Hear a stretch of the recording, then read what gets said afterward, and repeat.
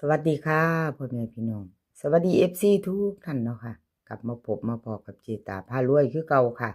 ในทางช่อง YouTube เนาะ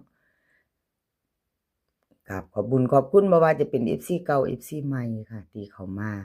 ติดตามรับชมรับฟังทางช่องของเจตาเนาะค่ะ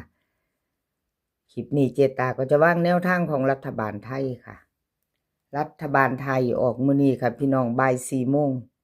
รัฐบาลไทยนี่เป็นประวัติของมาดามคำนวณค่ะดารามาดามคนสวยรวยนำใจ898 3ตัวบุญเนาะค่ะ87ของมาดามหลุดไปพอเขาบ่เดินเนาะค่ะมีประวัติวันที่1ค่ะมีงวดเดียวกราบขอบคุญขอบคุณมาดามคำนวณหลายๆค่ะที่ให้แนวทางมาวางทางช่องเจตาเนาะเพิ่นให้แนวทางให้มาดีเสมอเนาะค่ะให้มาตลอดกับขอบคุญขอบคุณหลายๆค่ะมาดามคำนวณคนสวยรวยนำใจเนาะเฮามาลุ้นรัฐบาลไทยกับเพิ่นมื้อแลงค่ะพี่น้องเอา FC เตรียมแคปหน้าจอแนวทางของมาดามคำนวณคนสวยมาแล้วค่ะบ่าย 4 โมงเฮามาลุ้นกันเนาะแคปหน้าจอค่ะวิ่งรูดค่ะมาดามคำนวณเพิ่นให้มา7กับ9ค่ะ2ตัว6หาง73 72 71 93 92 91ค่ะ3ตัวก็จะมี3หางค่ะ8 7 2 5 7 2 6 7 3ค่ะของมาดามคำนวณรัฐบาลไทยเนาะเด่น7รอง9เด้อค่ะวิ่งรูดวิ่งเพิ่นเด่น7รองที่9 2ตัวนี่3หางค่ะ3หางเพิ่นเน้นให้73 72 93ค่ะแคปหน้าจอไผจะไปต่อกับมาดามคำนวณคลิปนี้ก็จะมีหาเซียนดังค่ะมาดามคำนวณชเชษชัยซองสุวรรณเลขมีที่มาเลขรับนางฟ้าค่ะหาเซียนดังพี่น้องFC เป็นแฟนเป็นนั่นแฟนคลับของผู้ใดหาท่านนี่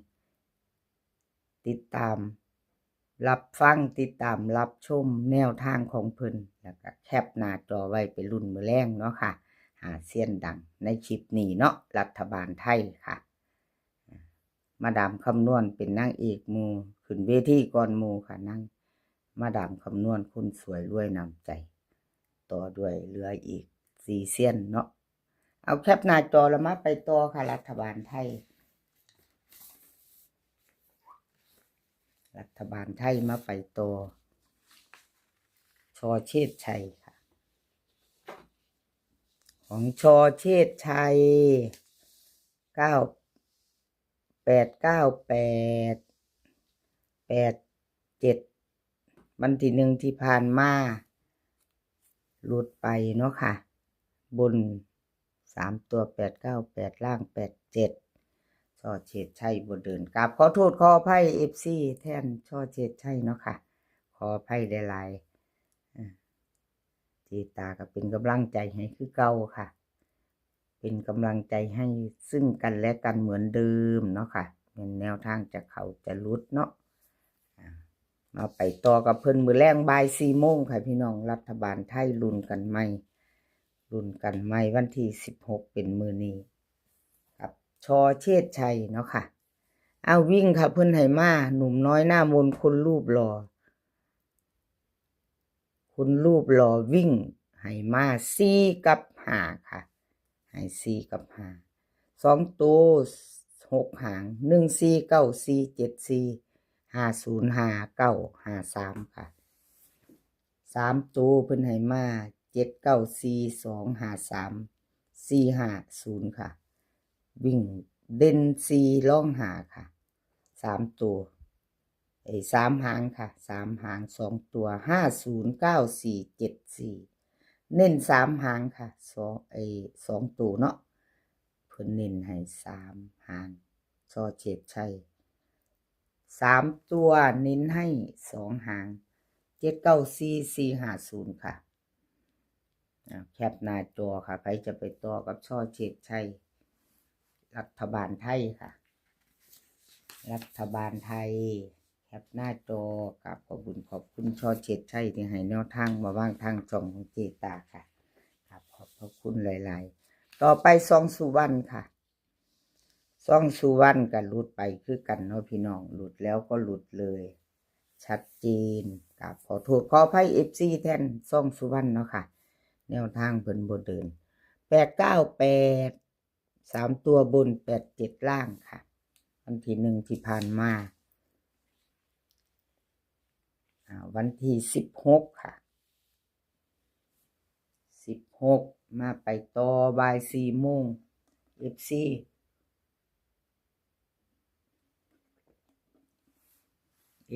ซ่องสุวรรณเป็นจังใดค่ะแคปหน้าจอไว้รุ่นมือแรงเนาะพี่น้องเผื่อมีเวลาหยิบจับลอตเตอรี่ไว้ซองสุวรรณค่ะรัฐบาลไทยวิ่งรูดค่ะเพิ่นให้มา4กับ9 2ตัว6หาง4 5 4 7 4 8 9 5 9 6 9 7ค่ะ3ตัว3หาง0 4 5 2 9 5 2 9 7ค่ะวิ่งรูดเด่นทอกัน4กับ9วงกลมให้ถึง2ตัวเด้อค่ะสายวิ่งสายรูดของซ่องสุวรรณ2หางค่ะเพิ่นเน้นให้4 5กับ9 5จับตามองพี่น้องแค่2หาง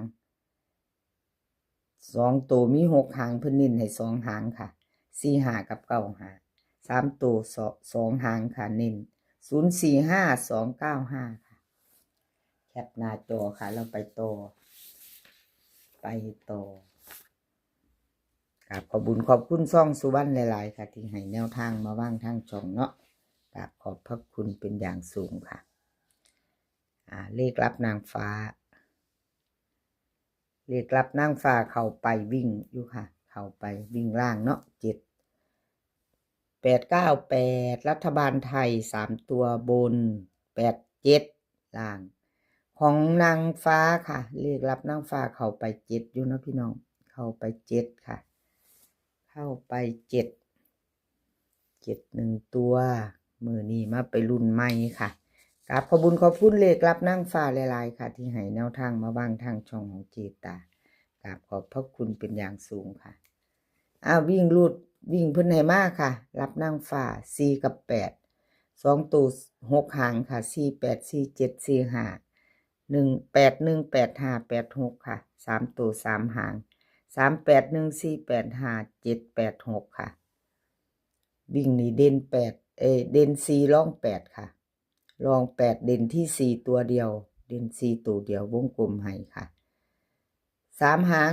2ตัวค่ะ3หางเพิ่นเน้น4 8กับ81 85ค่ะเลขรับนางฟ้ารัฐบาลไทยแคปหน้าจอครับให้จะไปต่อกับเพิ่นแคปหน้าจอแล้วไปต่อเนาะค่ะรัฐบาลไทยบ่าย4โมงค่ะเลขทุกตัวเอามาวางเพื่อเป็นแนวทางโปรดใช้วิจารณญาณในการรับชมเป็นอย่างสูงเนาะค่ะเป็นเพียงแนวทางมีเขามีรุดเนาะรุดไปก็กราบขอโทษขออภัย FC เลขมีที่มาค่ะเลขมีที่มาเพิ่นก็เดินอยู่ตัวหนึ่ง2ตัวมา1ตัวล่างบนเนาะค่ะบน898 87เพิ่นเข้าไป9วิ่งค่ะวิ่งเก่าอยู่บนเนาะเลขมีที่มากับขอบคุณที่ให้แนวทางมาวางทางช่องของเจตาค่ะเลขมีที่มาเฮามาลุ้นกันลุ้นมือแรงเนาะค่ะรัฐบาลไทยหยิบจับลอตเตอรี่ไว้เลขมีที่มาค่ะวิ่งรูดเพิ่นให้มา57 2ตัว8หางค่ะ50 52 56 58 70 72 76 74ค่ะ3ตัว3หาง570 572 574ค่ะวิ่งดูเด่นทอกัน5กับ7 4หางค่ะเพิ่นเน้นให้50 52 70 72ค่ะ3ตัว1หางเน้นให้570เลขมีที่มารัฐบาลไทยบ่าย4โมงค่ะรัฐบาลไทยออกแคปหน้าจอค่ะใครจะไปต่อกับเพิ่นเนาะไปต่อขอให้โชคดีเนาะค่ะมื้อแลงบ่าย4โมงคลิปนี้ก็ขอให้พี่น้องมีความสุขสุขภาพแข็งแรงกันทุกคนโชคดีกับรัฐบาลไทยมื้อแลงค่ะ เดินทางไปไสก็ขอให้ปลอดภัยค่ะ เดินทางไปขอให้มีโชคกลับมาขอให้มีชัยคลิปหน้าพ้อกันใหม่ค่ะ คลิปนี้ก็สวัสดีค่ะ